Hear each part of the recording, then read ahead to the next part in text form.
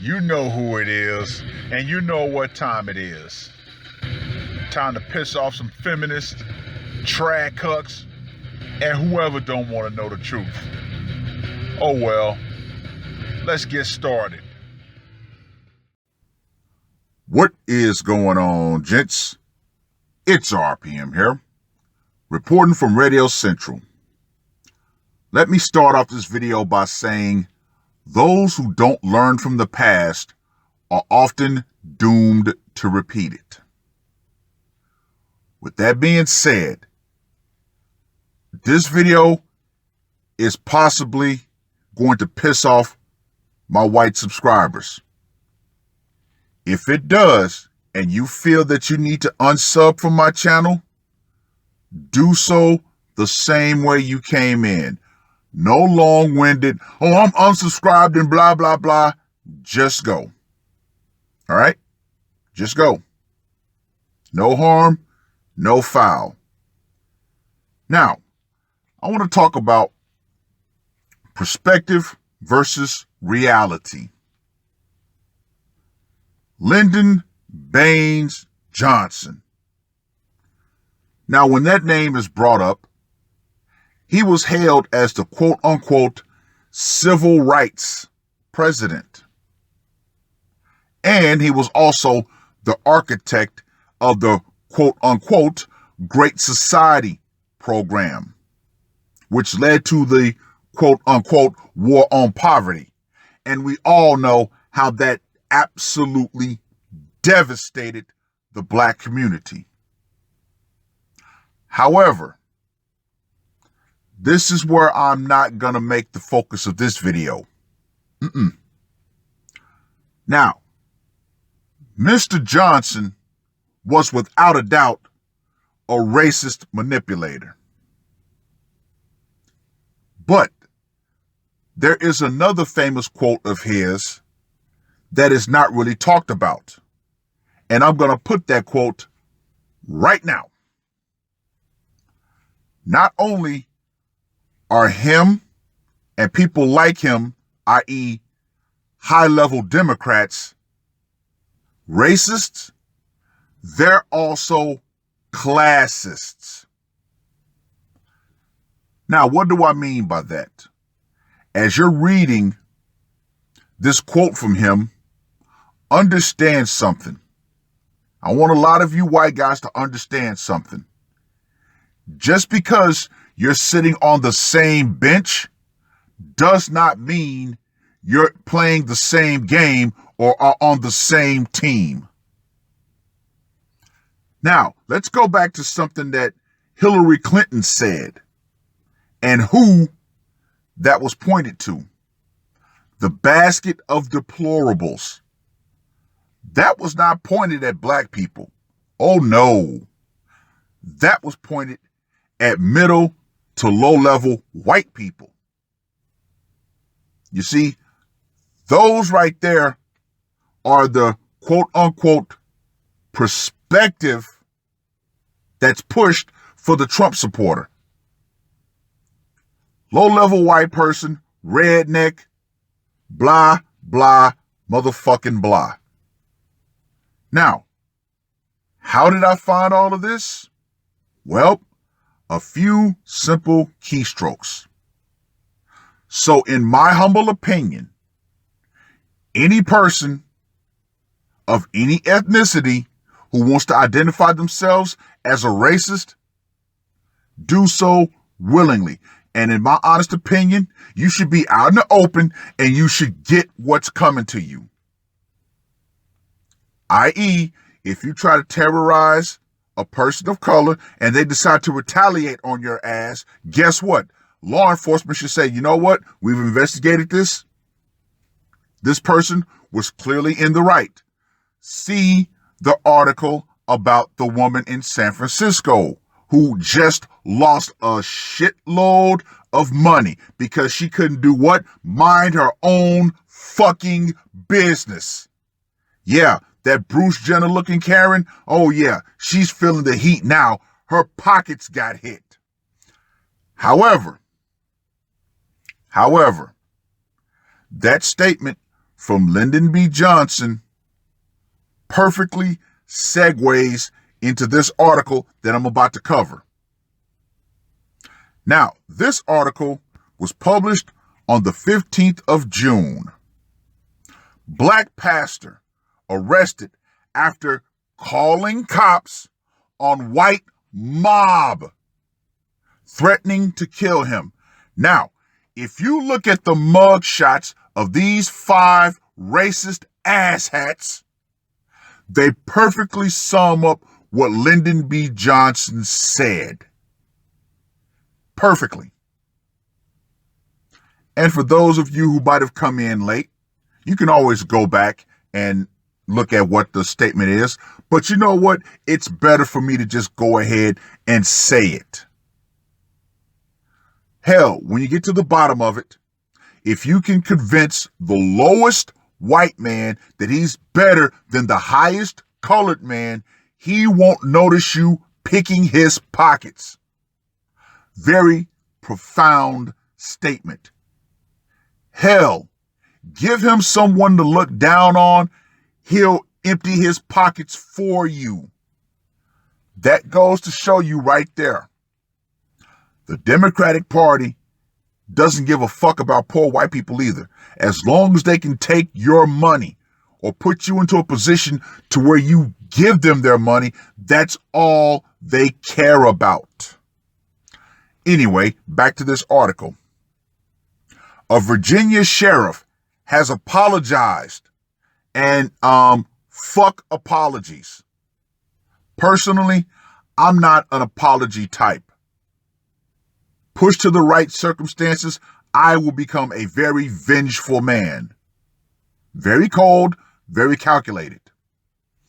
Anyway, he apologized to a black pastor who was arrested for pulling a gun on a group of white neighbors as they allegedly assaulted and threatened to kill him.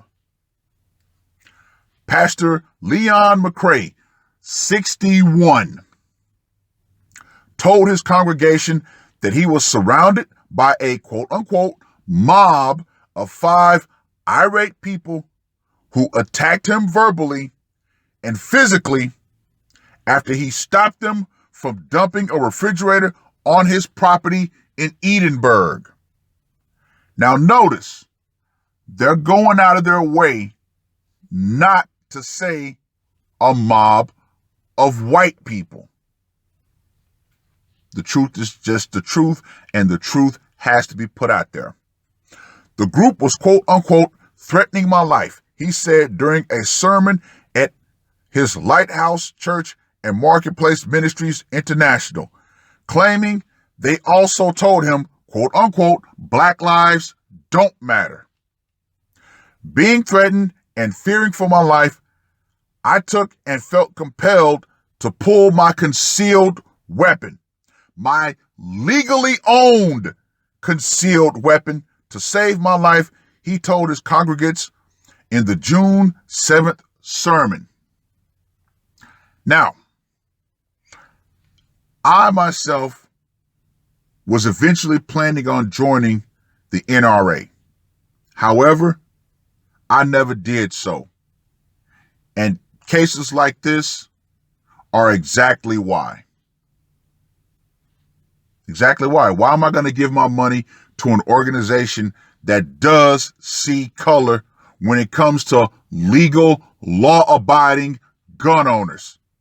Fuck that nonsense. This act, though, through the grace of God, saved my life.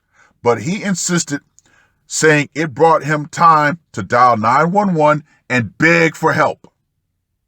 But the responding officers made a beeline for him instead, arresting him even as the group continued making threats against him, he claimed. Now, it doesn't go into it, but this guy was actually a military veteran. Now, us veterans, we follow a different set of rules when it comes to deadly force. We truly understand that deadly force is a last result. Deadly force is that force a person uses, knowing or should know, will create a substantial risk for death or serious bodily harm. Deadly force is used only as a means of last resorts when all other uses cannot be used or cannot be properly. I kind of messed the last part up. But let me repeat that. Deadly force is used as a last resort when all other means have failed or cannot be reasonably employed. Now, what does that mean?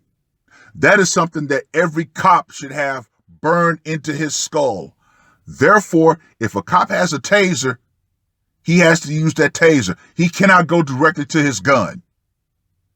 See, that's something that military men know.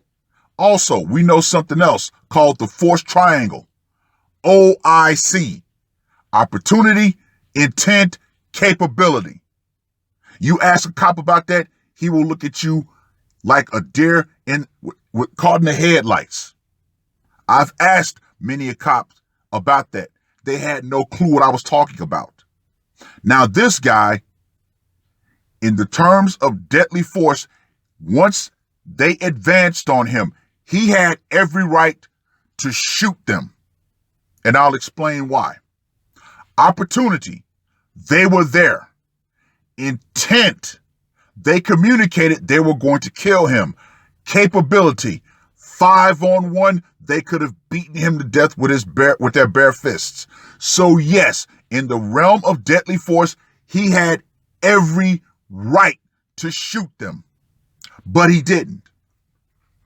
Anyway, bit of a tangent, but I'm pretty sure you guys can get the gist of where I'm going. The hate crime assaulting criminals watched me being handcuffed and carted off like a dog while the deputies stood with them.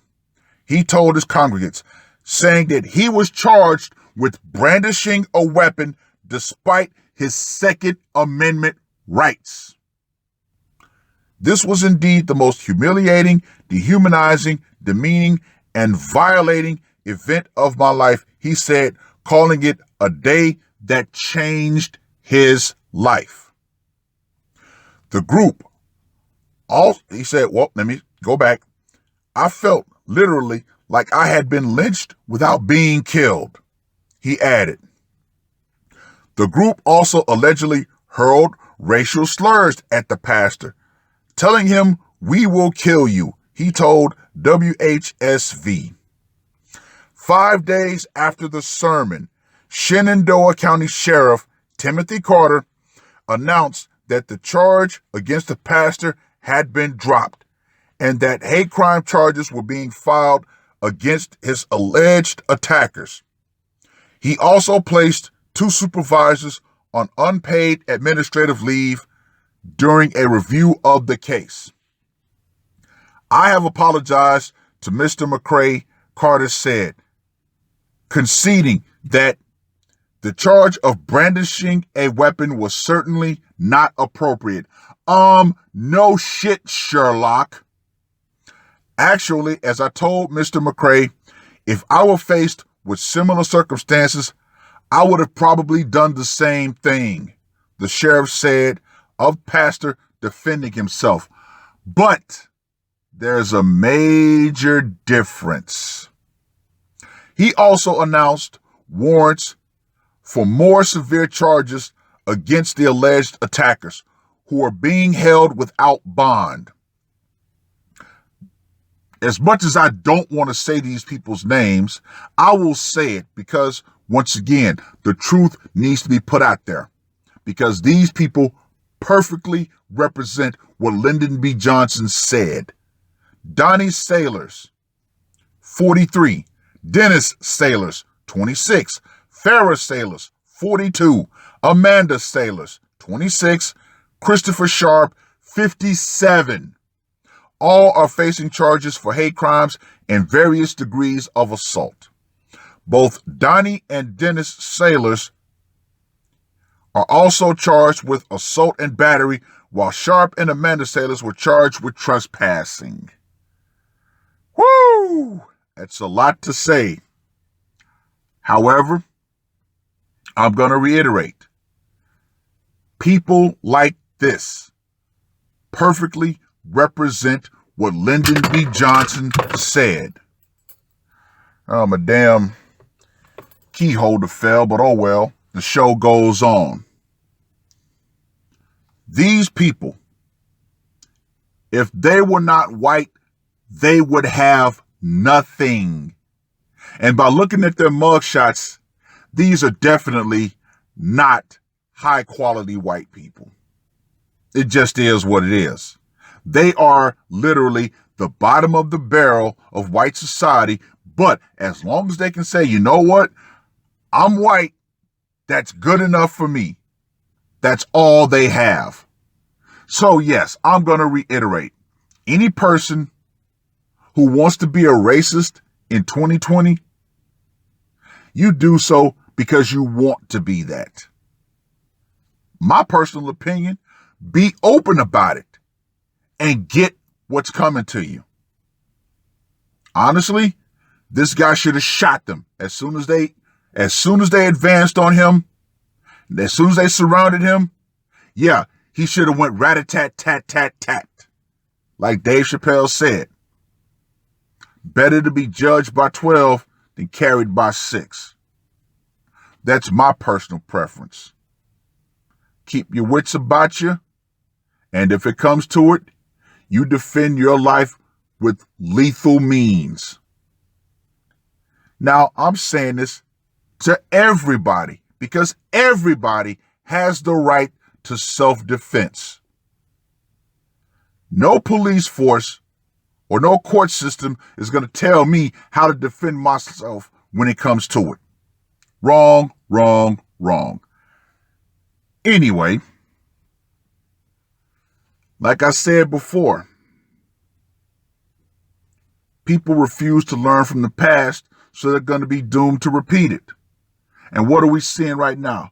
We're seeing society burn. Why? Because with so much information out there, people are still being emotionally manipulated. And that's on all sides. Everybody is being emotionally manipulated. However, I simply resign myself to say, fuck it, let it burn. However, if someone does step to me like that, I'm not going to back down. I'm going to make my point thoroughly heard, loud, and clear. You picked the right one. And if it comes to it, one of us ain't going home. It is what it is. Well, read the article. Let me know what you guys think. And even though this is not an episode centered around women, however, I can definitely point something out. The power is still metaphorically out, ladies. And all of you Karens out there who feel that you're so overly privileged that you can call the cops, guess what? Your time is coming. Oh, and speaking of the Karens and, predominantly white women calling the police frivolously, how do you end that? Simple. Right off the jump, any frivolous calls to 911 result in a $2,500 fine. Cash only. Or 90 days in jail. There you go. That's how you solve that Karen problem. Anyway, that's all I got to say for this one. R.P.M. I am